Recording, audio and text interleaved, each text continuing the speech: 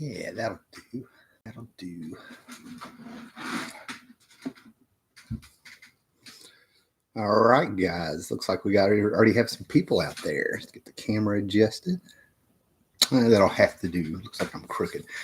Anyway, as you can see from the title, I'm actually talking about YouTube business and stuff, right?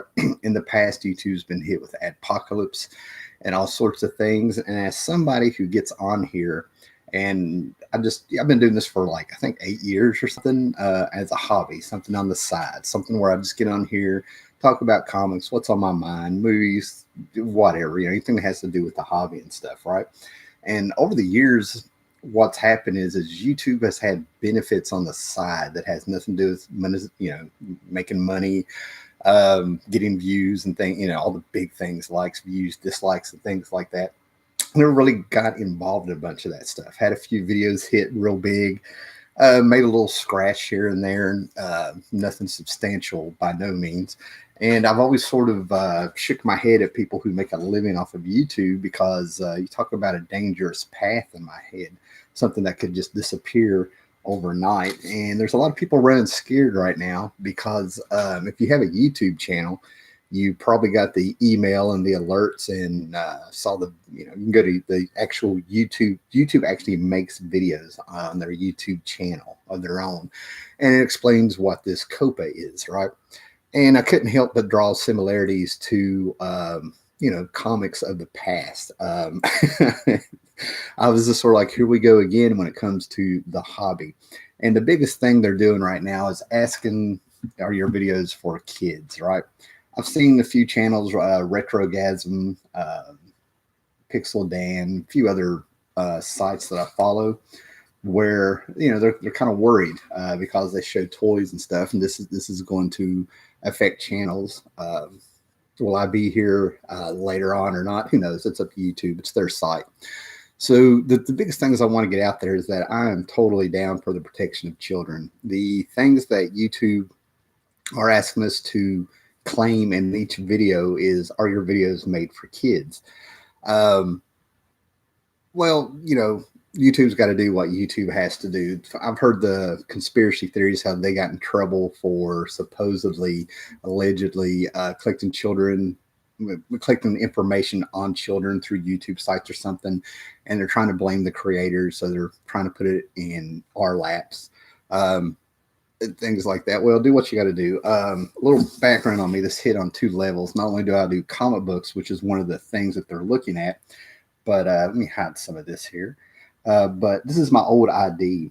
I got out of the business that I was in for 14 years, working with certain clientele, to where I spent about 5 or 6 years working in schools with kids, elementary and middle school. And I was contracted out to where I would get the kids that were troubled, the bullies, the intellectually delayed to a certain extent, mostly mental health, things like that. So I saw a lot of things where I know I know the freaks that are out there. So I'm totally on it, and I've always had a thing about kids. So that's why I'm not up in arms in it. But the other thing is that I've been doing this for like 9 years, and I'm not quite sure where I'm going to fall. I went to my YouTube app here, my analytics, and I sort of looked at who was my audience and things like that. And I took a screenshot.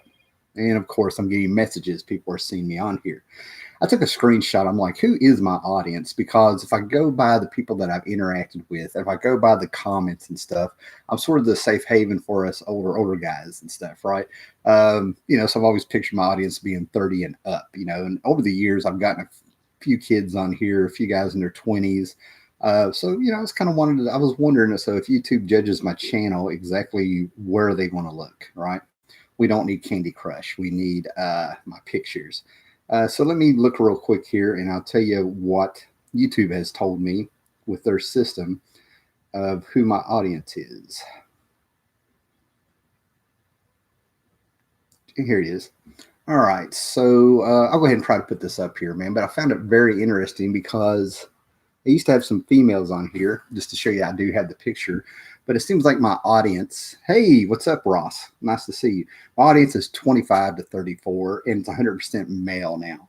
Now, over the years, I've had anything from 18 and up all the way past the 65. And I was having at least 20% worth of females, I think, going by memory and stuff. No biggie, no biggie. But the thing that gets me is that it's like we're here again with comic books to a certain extent. And I do show collectible toys sometimes and stuff, and it's isn't for kids, isn't made for kids. Are comics just for kids and stuff? And the answer really is simple: is that it's no. Comics are for everybody, um, and just like toys are for everybody, and movies are for everybody. But then we get into what is the content and context of the comics and and the toys and the movies and stuff. And I've got some prime examples here, stuff, right? Like here's a little toy I got at Ollie's. Cartoons too, yeah, cartoons too. They're in danger too, right? But here I am. I'm holding up. I got this at Ollie's because it's a Raven figure, right? I'm not the people that this was made for. You know what I'm saying? But I have some collectibles and stuff that I've over the years. That's why I set up in an incomplete comic book room, right? And this says ages 3 to 8. That's who they're doing it. But there's nobody, how many? I guarantee it's not just kids 3 to 8. It's the 9-year-old, the 10-year-old, probably some people over 50 who were there when Raven debuted and stuff, right? So you got the cartoon. And then I just happened to pick this up at Walmart yesterday for $13 and stuff, right? Calling back to Mego of the 70s, Freddy Krueger. And Freddy Krueger is a prime example of sort of the theme I'm trying to get at today.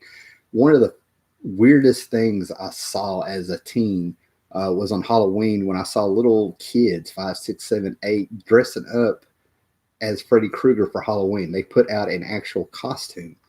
And if you watch the Freddy Krueger movies, he was a child killer, number one. That's why all the parents burned him down and killed him, after he got out of jail on a technicality. But it kind of alluded to the fact that he was a child rapist, probably. You know what I mean? So I was sitting here seeing these little kids and wondering about the parents and stuff. And I was like, oh my gosh. So there's always been blurred lines in context and things that didn't have to be a big deal. So for anybody who's watched this channel forever, I've collected comics since 1977, since I was 4. There used to be a pretty small community on here of a bunch of us guys who collected comics since we were kids. Some people since 1962. We had the stigma of comics being thought of as for kids. I've talked about it like being my Vietnam growing up as a joke. You know what I mean? Like, I had 2 girls and 2 girls about a year apart break up with me by me taking a shower. And while they were hanging out in my room, they opened my closet, saw my comic books, and they were out of there. I've talked about buying comic books at a local drug pharmacy, Scotty's Pharmacy, on the spinner rack and at Magic Mart. But at one of the places, I think I was in 9th grade, I jumped off the bus on a Wednesday, went over to the spinner rack and got my comics. And as I was looking at my comics, I walked out the door. There's this dude and 2 of his goons that were like, ho, comic books, grabbed them on my hands and ripped them in front of me and stuff, right? There's always been this stigma. People hated people who collected comics back in the day. So now YouTube is trying to get an umbrella up for this COPPA Act. And they're asking you, are your videos made for kids? And they're going to be looking at the content.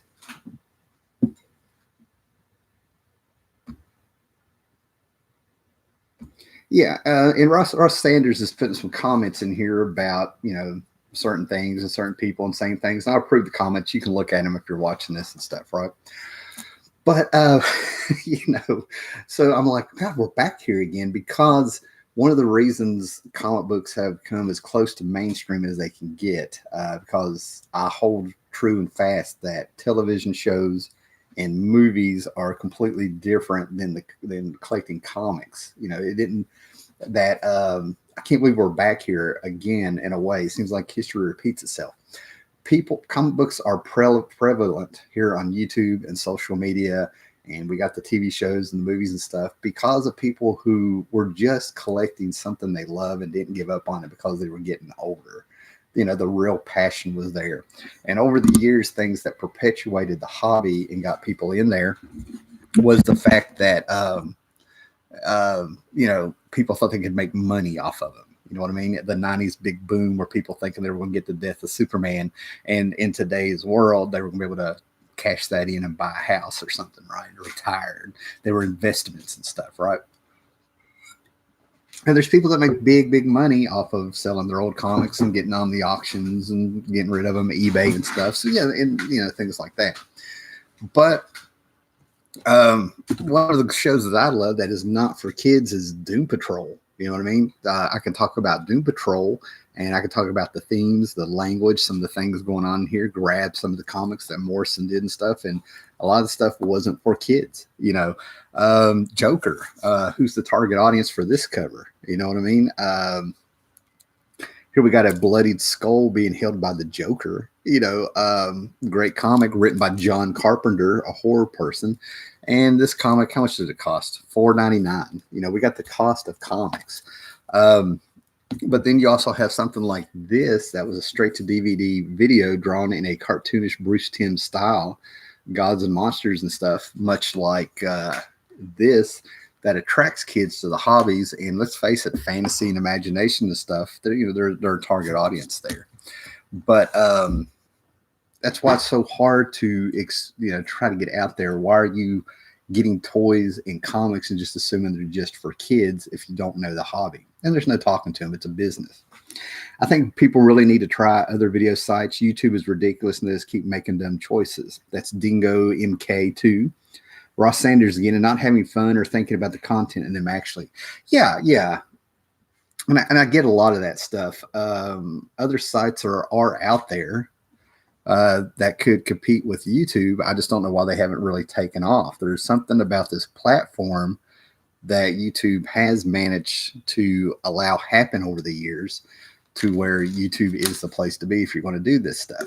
There's been a couple sites over the years pop up. Some have come, some have gone, some are still there. Some more like Daily Motion. I think that's out of Europe or something. No idea why this platform is the place to be and why it was the chosen one. I go back to when, what was it? HD videos and Blu-ray, when they first started, which one was it going to be? VHS or beta? Which one is it going to be? Things like that. For some reason, this is the place that popped. It's here, and it's a reality. We're going to talk about it. You know, you got to deal with reality. If there's another place to go, I'd probably go. But if I took this serious and stuff, I would have a Patreon, maybe a Kickstarter. And I was actually starting to get ready to make a different type of videos until this COPPA thing came. And I got that email, are your videos made for kids? I really didn't know. It's not fear. It's that I didn't want to make the mistake of what YouTube is actually going to consider them. YouTube has a thing where you can get demonetized. You can have a video pulled. I've had a couple videos pulled. And some of them weren't even, one of them in particular was not allowed to be up for review and stuff, but they're not clear on their rules. You know, terms of service and stuff is really vague to where they can interpret it. It's convenient for them. Again, this is stuff that's always been said. I've seen tons of YouTubers talk about it, and I really didn't care because this is a hobby on my side, right? But I really would hate to see the hobby go. If I disappeared for 2, 3, 6 months because I didn't feel like doing this, I'd like to know I could come back and start doing this because something was on my mind. Now, some of the things that have really come out of this that surprised me over the years is that I started out with just making one video per long box because I was living in a place where I was going to have to put my comics in a closet. And I was going to mark each comic book 1, 2, 3, and I'd go back to long box number 1 and stuff. Those videos are still up. And that's when I found out there's a community here. I ended up making a lot of friends, ended up doing a lot of projects back in the day when I was young. Had a sketch cover comic I couldn't get rid of. And with the help of other YouTubers over the course of the year, that thing went across. I said, who wants to draw a figure or they want to draw your favorite superhero on this cover, mail to somebody else. And we made we made this jam cover of art from other YouTubers. I still have it. I've had people who have watched this video and I've gotten 2, 3 collections for free.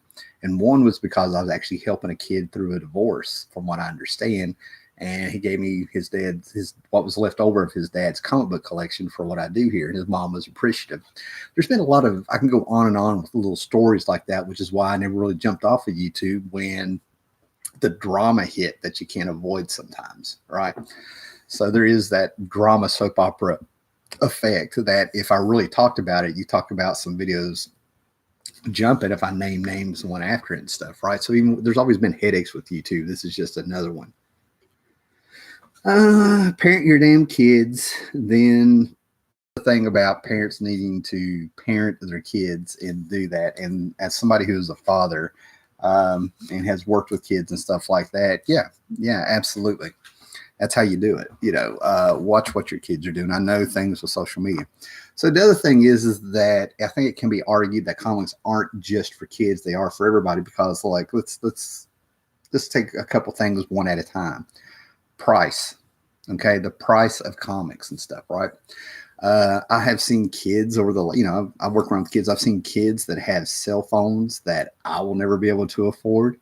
I have seen kids who have something called a gold subscription to video games that cost $15 a month, iPads, iPods, video games, all sorts of things like that, us older guys and stuff, tons of stuff that we probably don't know. Minecraft, I don't get why they're into it and why it's cool.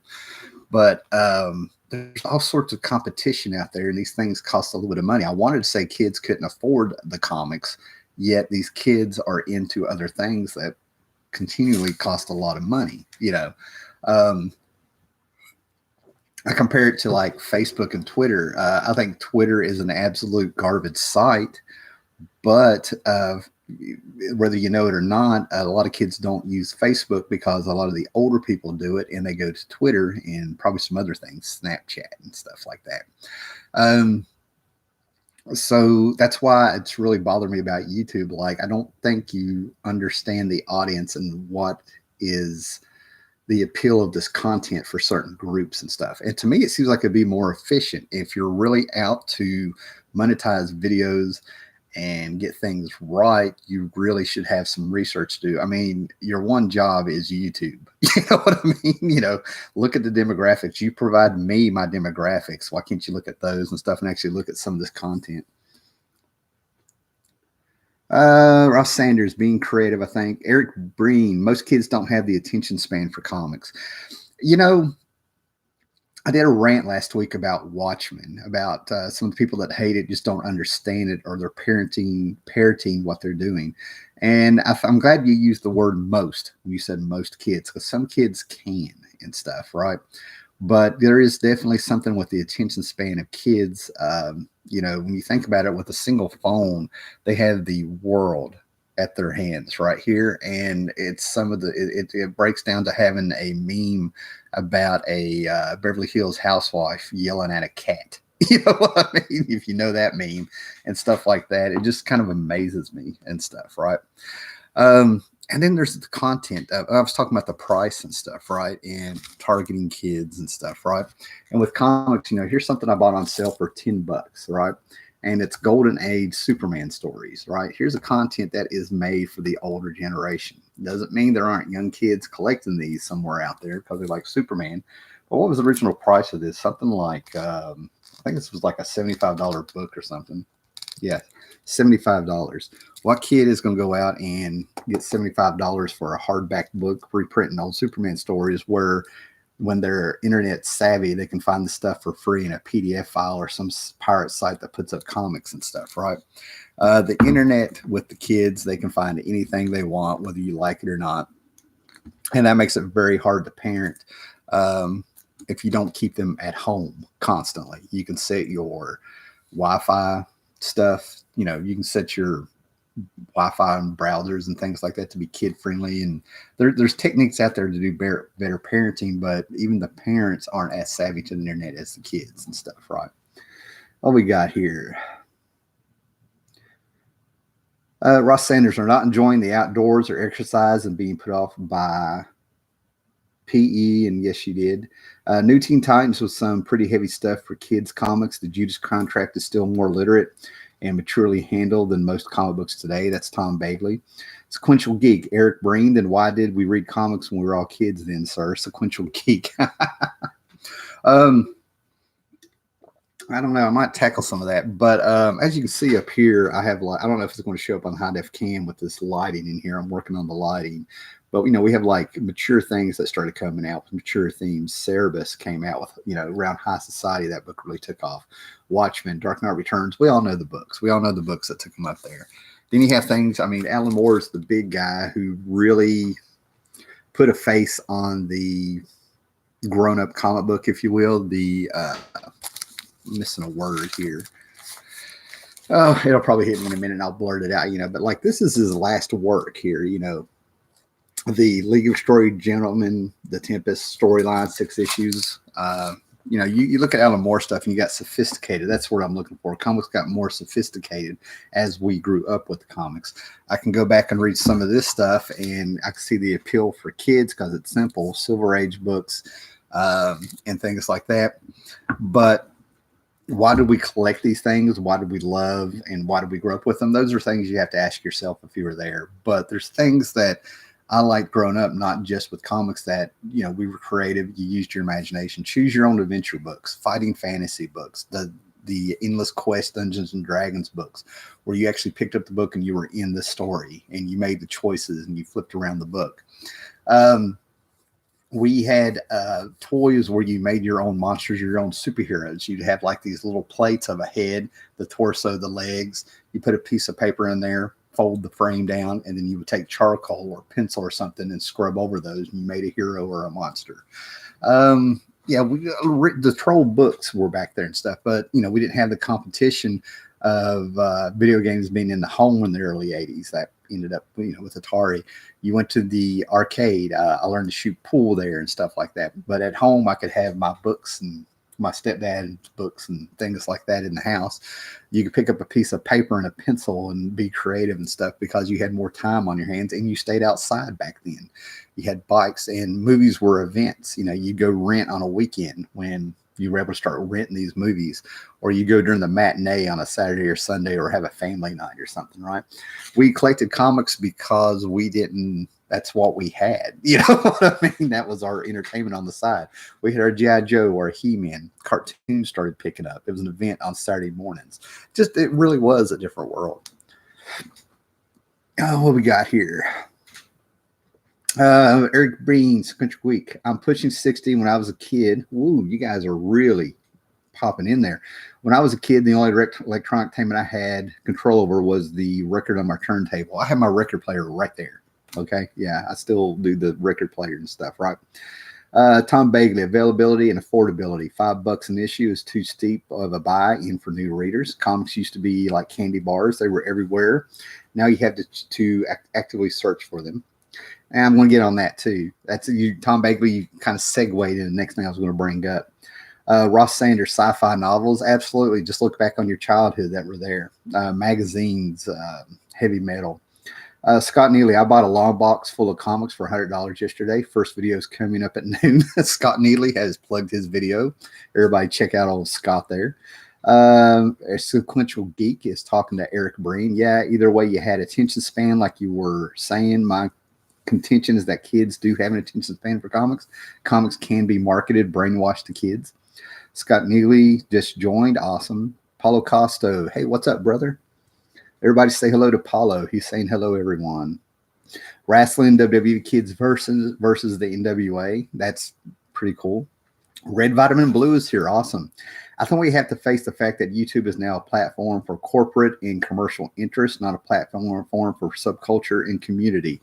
That's actually how I kind of planned on ending this video, and I have the pleasure of actually having your comment there that is much more graceful than what I was trying to get at. So I appreciate that. Scott Neely, is COPPA going to flush you? I don't know. I don't know. It's one of those things where I don't feel like it would. Because you understand, I do this as a hobby on the side. I'm not trying to make a living at it. I don't make, if I told you what I make off this per year, you'd be like, why are you doing it? Well, I do it because I enjoy it. There's no income from YouTube that I depend on at all. I'm not exaggerating. It is seriously pennies per video over time. You know, if you got into YouTube, monetized your videos and played around with it and just experimented and stuff like that, you would be like, are you serious? You know what I mean? You're like, so that's why I'm sort of like these people who actually live off of YouTube, more power to them. You know, so no, I don't think they're going to flush me, but it is a real concern that anybody who talks about anything that has the stigma of just being for kids, there's obviously things that are for kids. Let me put that out there. But when it comes to what I'm talking about here, comics, toys, things like that, yeah, there's a possibility that YouTube is going to do something. Um, yeah, we're back with the Comics Code Authority, the PMRC, the Hay Code. But Ross Sanders, you are on this. You are bringing up all kinds of things from history that's where we're at. Yeah, just is the intensity there? Is the intensity there that was there with how serious those things were? I might put on those. Okay, Paulo Costo. I marked all my channels not for kids, although I'm lucky to get 20 views nowadays still. The way YouTube is choking independent content creators is a complete betrayal. And I totally get that. I totally get that because it's one of those things. If you shouldn't have started it if this is how it's going to be. It's sort of like if you have a daughter and you let her start dating this guy that you sort of felt funny about, and you let them stay together for 2-3 months and they get close and they become a couple and all this stuff. And then you step in and try to break them up. You shouldn't have let it start to begin with, but we got Ross there put up something really good. I started out with the stigma of comics being for kids, and then we had like the Comics Code Authority hit back in the 50s after the Seduction of the Innocent book by that psychologist, whose name I don't even want to speak, and stuff like that, saying that comics made juvenile delinquents and they're messing with our kids' heads and things like that. I don't think they're looking at it like what's the influence on kids. Is this for kids or not? You know what I mean? And that's the stigma with comics that we just cannot get away from. One of the cool things I will say about YouTube is I've got this stuff documented over the years of me saying stuff like this, that comics are not mainstream, that they still have that stigma. They'll always have that stigma. And we're back with it. You know what I mean? We're back with it. There are some huge YouTube channels that there's no way that YouTube cannot look and see who are watching those videos, and it's adults. That's what I'm getting at. I'm like, you gotta be kidding me. Now, we were talking about availability of comics and things, right, with the hobby. For you people who are lucky enough to remember, I always say I love when I grew up, because I was right there where things were established and had been going on and saw them change and stuff. But like I said, I've talked many stories about running to the spinner racks, drugstores, Magic Mart, convenience stores sometimes. You could find them in grocery stores sometimes. It was sporadic. You never knew what was going to be there. They had their certain titles that were there every month, but you had to go out there. You didn't have flea markets and yard sales like you do now. You didn't have online stores like you do now. You didn't have eBay. You didn't have anything. You could collect 6 issues of a comic and need that 7th issue to complete a story, and it may be years before you find it. It might be word of mouth. You could be sitting on the bus and turn around and see some guy who just happened to pick up a few comics and stuff. You're like, who is that? You would meet people, it was a good icebreaker and stuff, right? But comics were basically everywhere that your mom went shopping. You know what I mean? You could go out with your mom and they were there and they were cheap. They were under $1 for decades. And then it was in the 90s, beginning of the 90s, actually, where you started seeing this stuff drop off. And then all of a sudden, depending on where you lived, I lived in the urban area, and I know there's people out there that lived in cities and stuff, but all of a sudden, the closest comic book shop was over an hour away. And back then that was unattainable. It felt like you're like, oh my God, how am I going to get there every Wednesday, even once a month, maybe every 2-3 months? And then you have these comic book shops that anybody can chime in here and stuff. But sometimes when you did find them, they were in a city part of town, or you walked in and they were dark and dingy because they had cheap rent and they would have stained walls and stuff. They weren't very hospitable if you walked into them until you started getting to the comics and relaxed and stuff. You're like, whoa, you'd smell something funny sometimes. Not all shops. And then I remember in the late 90s, early 2000s, there's a place in Kingsport, Tennessee. You walk in and it's like a museum gallery. You're like, oh my God, bright lights, neat shelves, this is real cool stuff. What do we got here? Wow, you guys are really in on this. Let's see, Scott Neely. I made 0 from YouTube, so they can't find me. I'm not taking the data from children. Easy fix, ban children.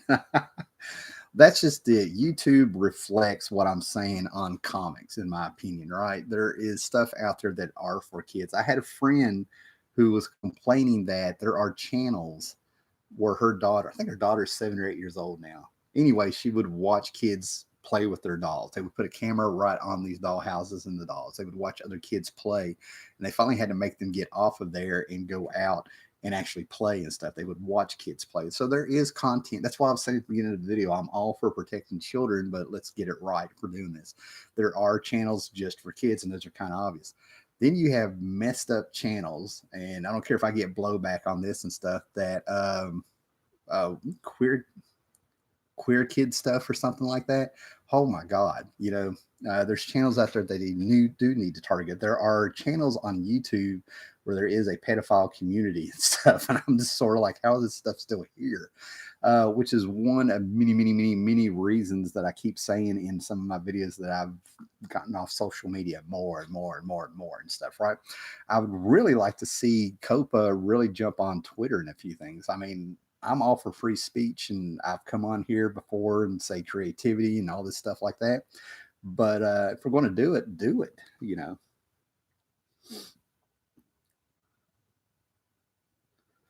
before this, some bloody PewDiePie soccer moms. I don't think I've ever said the word PewDiePie on here, so that's funny. What we got here? Paulo Costa. Normies ruined the internet when it was just the weirdos. Everything worked just fine. That's hilarious, right? That's how I feel about a lot of things. A lot of things that we grew up on that we supported, even though we didn't know we were doing it and stuff. Here in the States, it was Doctor Who on PBS. It still blows my mind how people were in the closet about loving Doctor Who until they aired the Five Doctors special, and then all of a sudden the whole town shut down. Um, wrestling to a certain extent, Dungeons and Dragons, comic books and stuff. It was just, a bunch of us. And then one day the world found it. Okay, Ross Sanders. Man, he was really on this. Ross, you need to make a video. Teens are going to rebel most times anyway. Plus, I'm millennial born in 87. I really don't get in. I mean, I know it's a fact of life, but I really don't get into the labeling of generations and stuff to a certain extent. I know there's like this boomers versus millennial thing, which blows my mind because in my head, most boomers are in their 70s by now, 60s and 70s. I'm Generation X, and that's just because of a bunch of punk documentaries I grew up watching that I knew that. So yeah, I'm not hip and cool to a bunch of that stuff. I'm knowledgeable of it, but to me, it's just another label to have people saying like, "Oh, you're a boomer, so I'm automatically going to hate you." You know.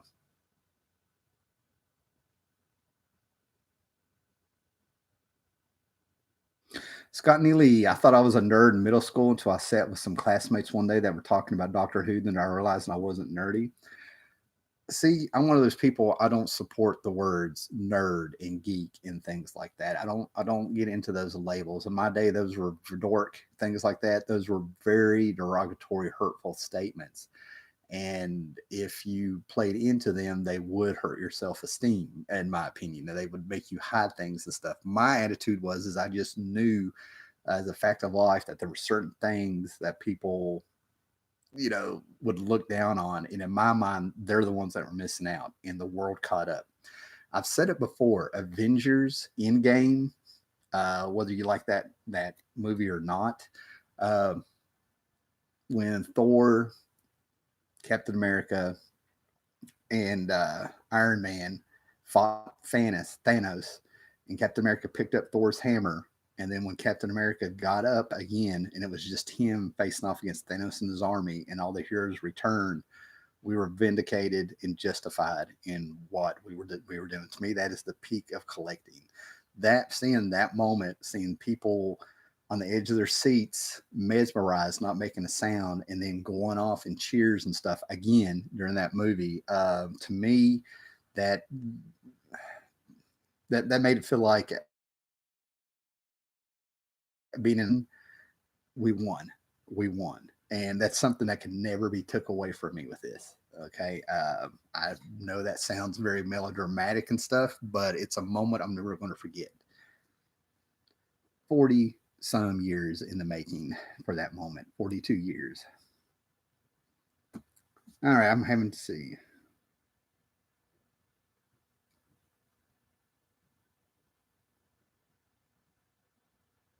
Okay, Dork, that's funny. Okay, people are talking about some other stuff here. Sequential Geek. There was a local comic store in the strip mall we'd all ride our bikes to, like a 10-minute bike ride, candy, and that spinner rack. But like third grade, I was reading The Hobbit. Yeah, we had the, who was it, Raskin and Bass? Is that their name? We had the cartoons. They did Flight of Dragons, Return of the King, The Hobbit, and stuff. Those things led me to read those books. I didn't know they were books where I was a kid. And then I found them in my house, which blew my mind. The Hobbit, Elric, and things like that. I was dabbling into that stuff, Twain. But what was one of the things you're bringing up with there is that you said you went with your friends to the mall, riding the bikes and stuff like that. We're the generation of the Goonies. It's the memories. I've always talked about comics themselves and then the things comics did to enrich my life. And I cannot count the number of people I have met over the years because of comics being an icebreaker. I cannot count the number of people that have watched my videos and commented and might have sent some things to me over the years and things like that that I was very humbled by. I didn't know how to take. I mean, you hand me a gift, I'm sort of like, I don't know what to do. I don't have anything to give back to you. It's weird, you know. I'm just one of those people, you know, that I'm appreciative, but it makes me feel awkward. And I have to have some people kind of talk me down sometimes, be like, just take it, that or you've done good or something like that. You know, then there's people I've totally pissed off, and there's been snakes in the grass that got in here. The good with the bads come with all this, right? And this COPPA thing is just one more thing, just one more thing. People are jumping in on these videos, people are talking, showing support. Everybody's kind of, I say we're sticking together here. You know what I mean? And then this could end up being nothing. This could be the Chicken Little syndrome and the sky's falling. Who knows? Who knows? But we got memories and stuff that they can't take away that comics has brought us and stuff. That's what people talking about. I see people talking about fifth grade, riding their bikes and things like that. That's been the core of this channel. You know, yesteryear, maybe a little bit of nostalgia, the good memories, the positives that can come in here. The core of the channel doesn't mean we stayed there. You know what I mean? But there's people who have watched my channel from day one that are out there, and they'll pop up every now and then, which just I feel very honored by that. That's a huge compliment. You know that you remembered me and checked in here and you knew people. Tom Bagley, the drugstores, newsstands, convenience stores were easy access points for new readers. A lot of the 80s kids first found Marvel through G.I. Joe comic that mom gave them. They also found comic books through He-Man toys when you got the miniature comics. I got a stack here somewhere. Scott Neely, well, if YouTube thinks your channel's for kids, then bye-bye comment section. Yeah, that's one of the things that could happen. The comment section could be gone. When I started this live stream, it asked if this was made for kids. And of course, it was already marked no. So I could just imagine if I marked yes, would we be talking to each other?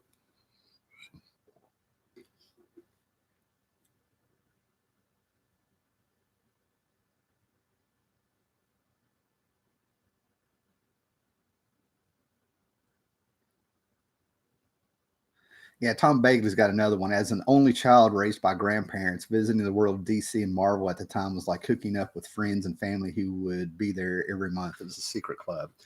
Yeah, I can totally get that. But like I said, right off the bat, I always knew the stigma of comics and how people would treat you different and act funny. It was a real thing. I mean, it was a real thing.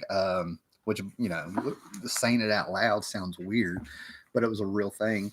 And to me, they were missing out, and they caught up. As I said, the third time I went and watched the Avengers movie when it came out. What was that? 2010, 2011.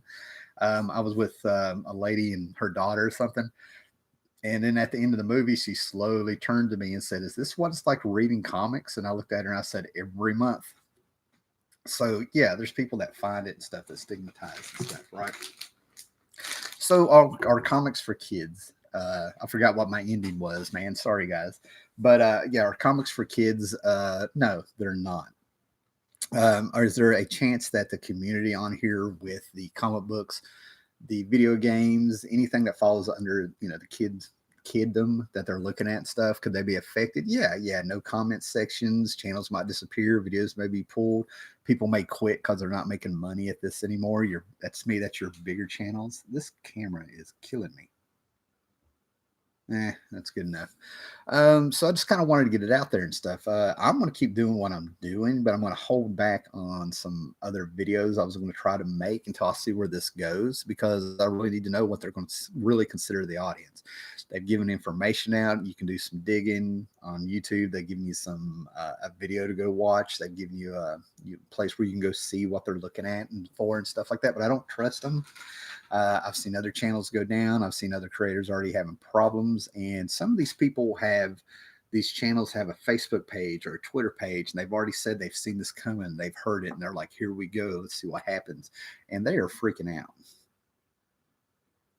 Yeah, taking away comic book junkies out there. Yeah, them taking away the comments is going to suck the most. Yeah, that's the thing. YouTube is their platform. They're going to do what they want to do, and they can do what they want to do. That's the thing about this. There's a certain amount of conformity you have to hit, because you got to realize, even though you're the one making their site something, you're playing a small part in making YouTube there's a something site.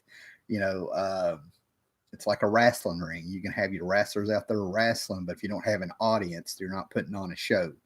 Um, but they're going to do what they want to do, and I think you got to kind of be an adult and prepare yourself that something could happen. You know what I mean?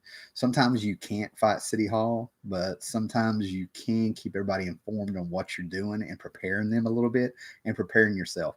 Now, if they get rid of the comment section, I don't know what I'm going to do on that one. It's kind of funny. I'm not worried about the minuscule amount of money I make at this and stuff like that. That's never been anything I'm really influenced by. But if I can't talk to people, see the comments, get feedback, hear these stories, hear these comments and stuff like that, that may make me quit. Okay, that's something. I'm like, why am I doing this? Who are I can tell people go to Twitter and stuff and talk to me. So yeah, if they change that part of the platform, what happened was that they gave you the ability to make a community and to participate and talk to people and people to find each other. And now they're talking about taking that part of it away. And I don't think they realize in their business model that may be the big appeal of why YouTube has stayed number one when you have like Daily Motion and some other sites that didn't make it. So yeah, that's the thing where I think they're really messing up the most. A lot of people want to quit when their money's hit, but there's a lot more people who I think will quit when they can't get the comments going. Can you imagine me sitting here doing a live show and not having feedback here and stuff? I might as well just upload a video and tell you go to Twitter and leave a comment. And I think there's something that might affect you sharing videos on Twitter coming up, but I'm not going to comment on that. They've been messing around with that for a while. Tom Bagley, as an only child raised by grandparents. I think I've read that one.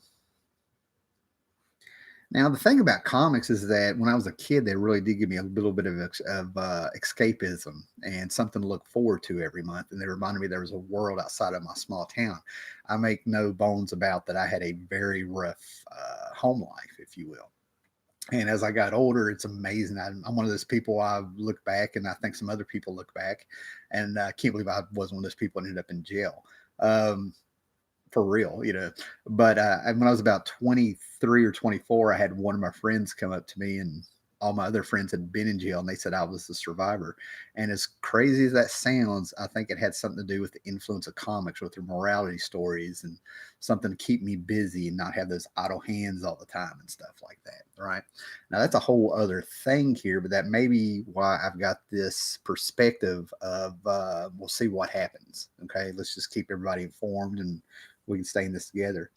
I guess we can get around the comment section by telling people a page to go to in the description. Like, yeah, I could be doing a live show and have you guys on Twitter, and I could try to follow that on my phone. Okay, that's kind of what I'm talking about. I've tried that before years ago, and nobody really jumped on Twitter. And then that's when I realized adults don't have Twitter at the time. They do now. Okay, Paulo Costa. Well, Louise, he's talking about Louise Simonson, did a great job with Power Pack. It's a true all age comic, and that's not easy to do. No, that's just it. That's cool. That's why they're for everybody. It's an all age comic where anybody can read that and stuff, right? And it still had, you know, adventure in it and stuff, right? Some of the books that I've put in my top 10 stuff, there's like Chance, which I thought was cool. Johnny Quest kind of influenced comics and stuff with mystical settings and stuff. To me, I can totally get young adult books and stuff like that. I don't get into the Hunger Games, but I get why people can think it's why series is something I've never been able to wrap my head around of what the appeal was with kids, but I can get the Hunger Games. There's some danger in there, some adventure. Uh, I'm not knowledgeable enough to sit there and compare the two, um, but there's things that we can look at and we get the appeal and we want to enjoy it. I know teachers when I was working in schools that read the Hunger Games, they enjoyed the books. Um, closing things into, I think there's certain things that make it an adult book, but it's harder to say what makes it a young adult book, if you will, unless the main characters, it's their age or something. Like the Batman 1966 is the go-to for the casual Batman fans, but Batman has been going since 1939 and has had different versions over time. Give people the choice, YouTube, please. Yes, Ross Sanders is talking about that. Scott Neely, eventually, I guess we could just do this on our iPhones with the iChat now that the tech is caught up and actually past YouTube. That's hilarious.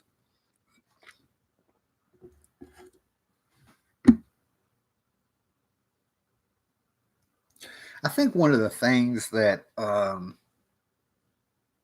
we just need to kind of remember is, say all this ended tomorrow and stuff, that would really be bad.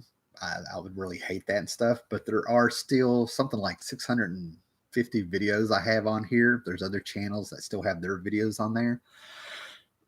So even though that we may not have the chat, we may not able to talk amongst each other and stuff like we did and stuff, there is still a body of work, and that's a lot like comics too. I've talked about the disappointment of modern comics, the price, the weird reboots, revamps, number ones, the crazy decisions they're making and stuff like that. But you still have the older comics you can go get. You know what I mean? They're still out there. And that may be what ends up with some of these channels on YouTube if they don't pull the channels all together and stuff. They may mark them made for kids or may not made for kids, and you just can't comment on them if that is a thing. But I think that's about pretty much what I had to say, man. A lot of what's going on with YouTube isn't just picking on the comic books and stuff, but I just found it ironic that we're right back to that stigma of comics. You know what I mean? We're right back to where it was. Comics are for kids. Toys are for kids, collectibles are for kids and stuff, man. And like I said, they're not. This labyrinth figure that's right here, I think that thing cost $25, and then I got a good deal on it because it was selling online for $80. It's a nostalgic piece. It's for David Bowie fans. It's for kids who grew up in the '80s, and it's for people who have just discovered the movie Labyrinth. And that's a lot of what makes this hobby great.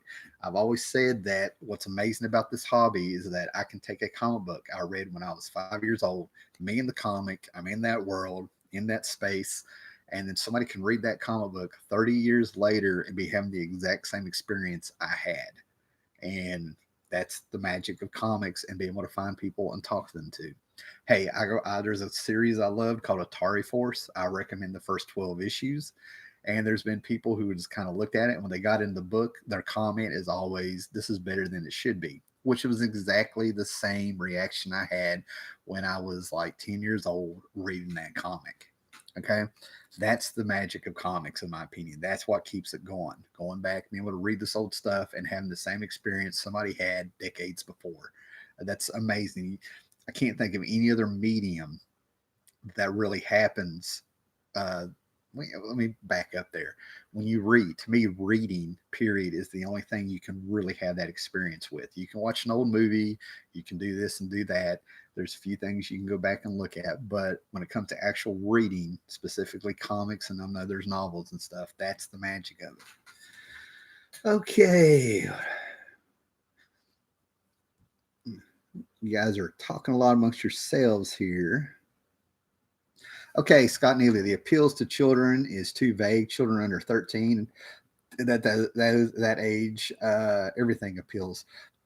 Let me try this again. The appeals to children, it's in quotation marks, it's too vague. Children are under 13. Me at those ages, everything appealed to me. Scott Neely, I love Atari Force. Sequential Cart. Alternative Comics has a bunch of titles for kids. Sequential Geeks, sorry. Um, yeah, and that's what I mean. These are the kind of conversations about books and who they're for and the content of them and stuff. I can sit here and talk about Super Sons, but then I can turn around and give you a book like Commandy where that character was put through hell. You know what I mean? Even though it's an early 70s book. Um, you know, the only thing they have in common are young kids and it's the worlds they're in and stuff, and one's modern and one's not. But who is Super Sons really written for? Super Sons started in the 70s as a backup feature in World's Finest in an alternate DC multiverse world, or possibly the future of the multiverse where you had, you know, Batman's son and Superman's son. And now we have that in modern times in the main DC universe. That's what it is about comics that's another, just one more thing that YouTube just can't understand, how you can have a book called Super Sons about two kids and what would the appeal be to older readers? Well, it's because when they were kids, they read about the Super Sons in the 70s in World's Finest. It's a revamped idea.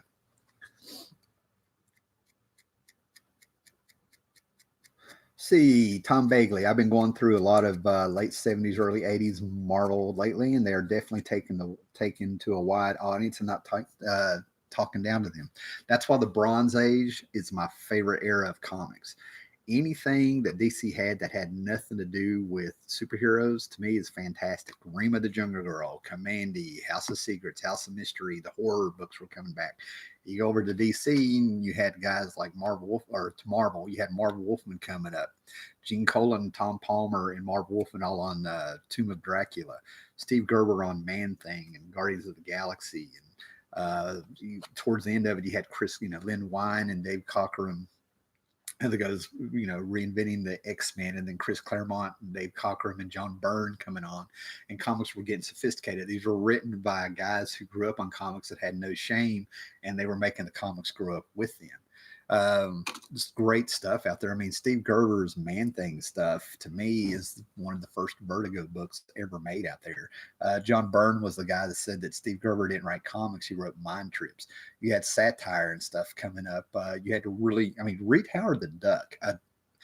YouTube would think Howard the Duck is for kids, but if you go back and read that, he has symbolism and metaphors in there and stuff that were for grown-ups. They would only get, I think the first issue of Howard the Duck, you had Howard the Duck climbing a tower made out of credit cards or something. It was out there, man, what he was talking about.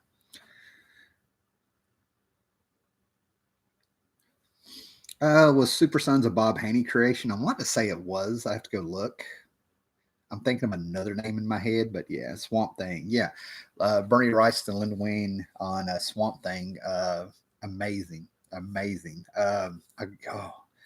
Those first couple issues. Issue number 2 to me blew me away. It was one of the first books that really hooked me into this stuff. Perez and Wolfman coming up. Yeah, so that's what I mean. And I think we're going to fall on deaf ears. That's my whole point. The corporation aspect, the monetization, the protecting YouTube, the COPPA laws that they have to go by, that they're trying to worm away from any responsibility put on them for them getting in trouble and stuff like that. It's not going to go away. It's that for their platform. That's one of the things I have to accept. I make a YouTube video. Somebody steals my video. YouTube will help me out, but at the end of the day, YouTube can do whatever they want to this video. It's on, you know what I mean? And that's one of the things that there is a little bit of conformity. You go into this, you're on somebody else's site. It's like wrestling. That's Vince McMahon's ring. You know what I mean? He may not have wrestlers in it, but it's his ring. Those guys will, you're going to end up making Facebook Live videos or something. So Super Sons out long ago. I don't recall it. I just love the love-hate relationship they had that reflects their dads, but without the civility.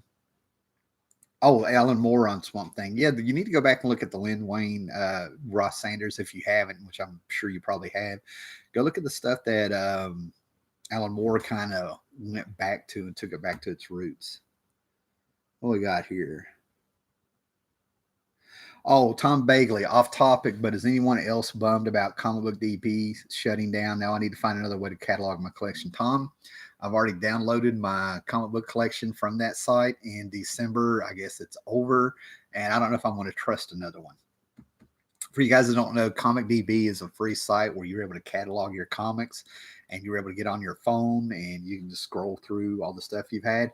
And they've been around for, I think, over a decade or something. So I've got 10,000 comics and I'm glad I never put that other 3,000 in. I have over 10,000 comics on there and I would do them monthly or weekly whenever I got the comic and put them on there.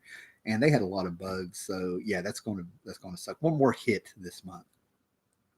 Gorvidal, good day. Did you ever read the Books of Magic books, the series that followed Neil's 4-issue series? If so, do you recommend them? I do recommend them. I have probably the first 36 issues, and then I have scattered issues all the way to the last issue, which I want to say was number 75 and an annual and stuff. My thing is always buy them on the cheap. I don't think they're hit and miss with what they were doing. The writer, who actually lives about 3 hours from me, was very intimidated that he was going to follow up Neil Gaiman and had to be talked into getting on the book. And actually, right across from me, I have him on a shelf. I'm always sort of picking up and reading them and stuff. I think they've aged pretty good, but I would get a sample. I think I recommend the first 25 issues because they had death popping up here and there. They played around with some of the fairies. They were visiting some themes, but they are more simplistic than what Neil Gaiman was doing. Okay, they're more straightforward on Tim's journey and stuff, right? I enjoyed them, but like I said, around the second time of reading is when I actually enjoyed him. I got off the idea they were trying, he wasn't trying to recreate what Neil did, but he was trying to keep it with the same smell and the same world, a journey of a magician. To me, I still think that they feel very Harry Potterish, in my opinion. And I'm the guy who's always saying Harry Potter ripped off Tim, and then I've been told by a comic YouTubers not here that there was a British comic or something in the late 80s that it probably ripped off. Woo, man, you guys are on it here.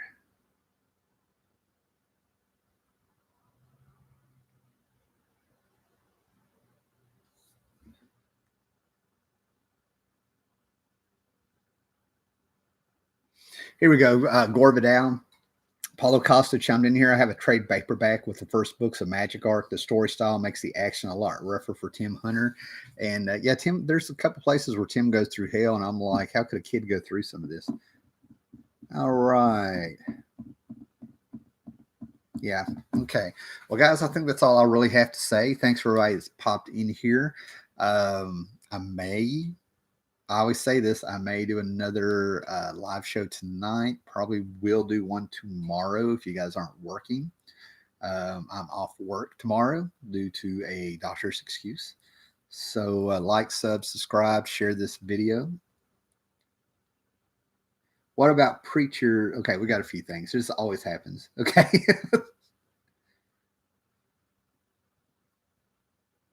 Okay, thanks, guys. All right, I think that's it. May get another one. Just wanted to let you know that as long as I can do this, again, I always say it's I love you guys to death, but this is something I do on the side as a hobby. As I understand what's going on with YouTube now, there is a chance that I may have to stop this. It may be nothing. We may lose the comment section. Only time will tell, and I will address it as it comes up on here. So like, sub, share this video. Definitely let's try to get some more, get this video out there with some people, maybe having a couple other people get a heads up on there. And like I said, guys, it's stay positive, man. It may not be that big of a deal.